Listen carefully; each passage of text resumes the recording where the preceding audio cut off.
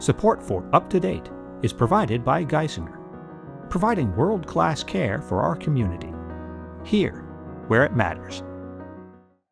Hello and welcome to Up to Date from WVIA News. I'm Sarah Scinto, here to keep you caught up on all the news you should know about. Today, the president of Marywood University meets the Pope, and hear more from Camp Cranium in Columbia County.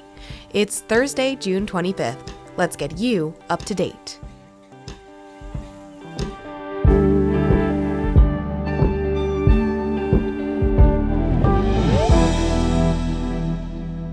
We'll start off in Harrisburg today.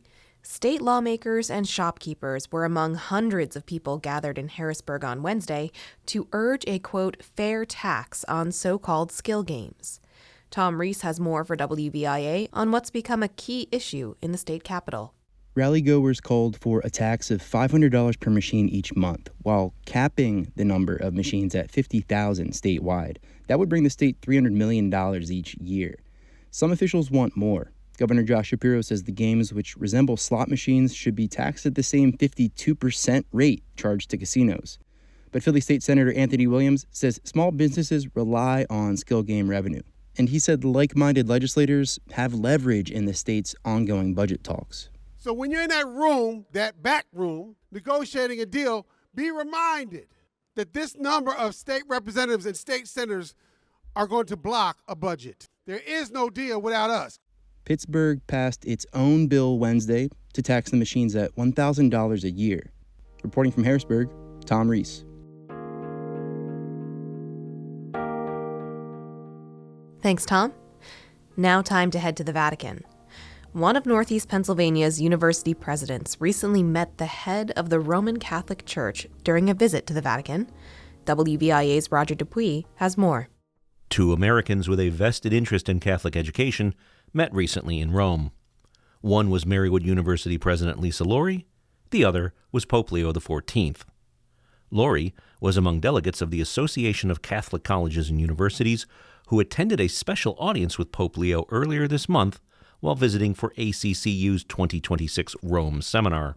I told him who I was, about our sisters, our IHM sisters, and what we do here at Marywood, and he was very appreciative. Laurie met Pope Leo following his address to the Catholic College and University presidents, in which the pontiff spoke about the importance of Catholic education, the fragmentation of knowledge, and the challenges posed by artificial intelligence. He realizes the reality of artificial intelligence and technological changes that are just accelerating at an incredible pace right now.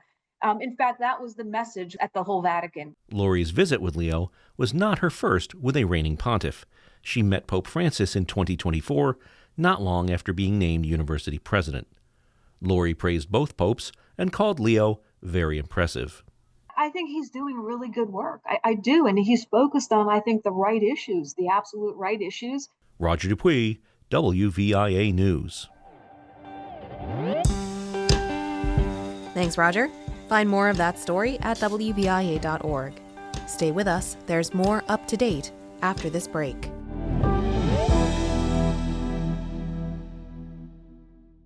You know WVIA as your arts, news, and information station.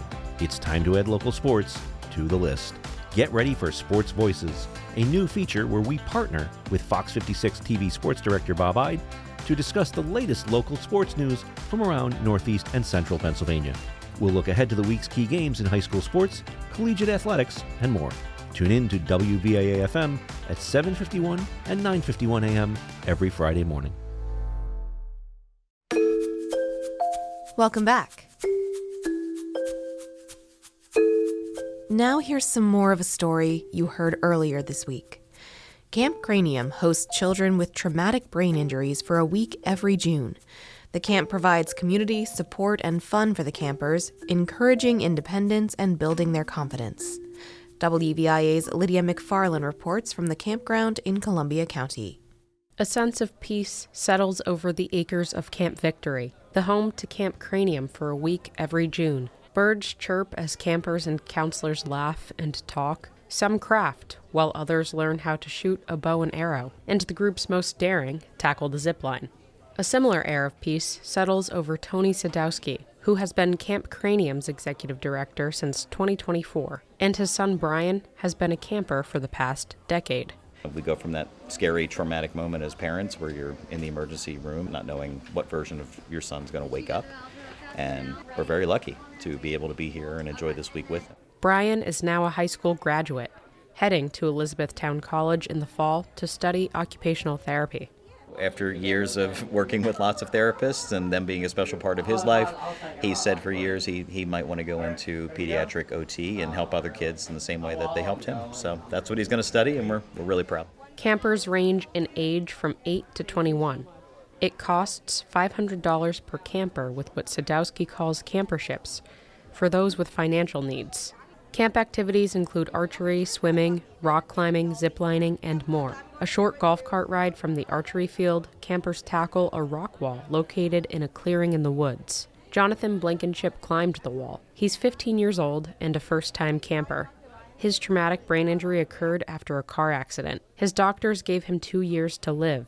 It's been 3, and now he's forging new friendships and making it to the top of a rock wall. I'm healing. It makes me feel good. Another camper is pulled out of his wheelchair by a hoist as counselors and peers shout their encouragement.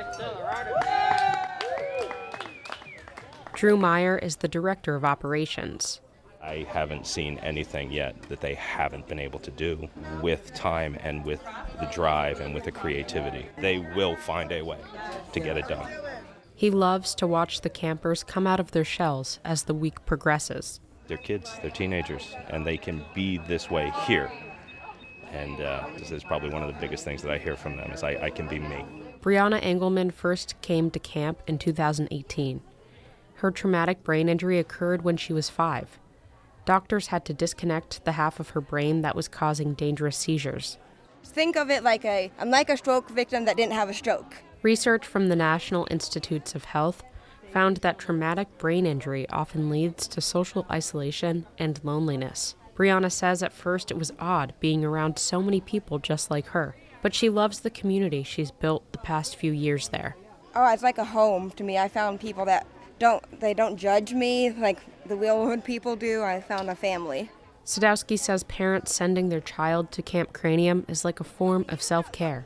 I always tell parents it's really important for you to catch your breath because otherwise you're just in trauma mode and you need that breather too. Sadowski encourages parents to seriously consider Camp Cranium, even if they're nervous.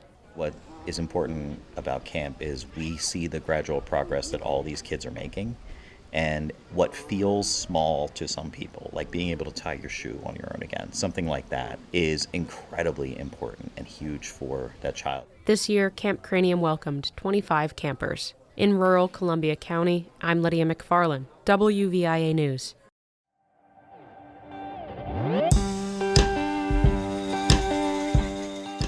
All right, I hope you're feeling up to date. Find more stories, as always, at WVIA.org. I'm Sarah Scinto. Thanks for joining me today. One more show this week, so make sure you subscribe and tune in so you don't miss anything. Have a great Friday Eve, everyone. I'll catch you tomorrow, right here on Up to Date.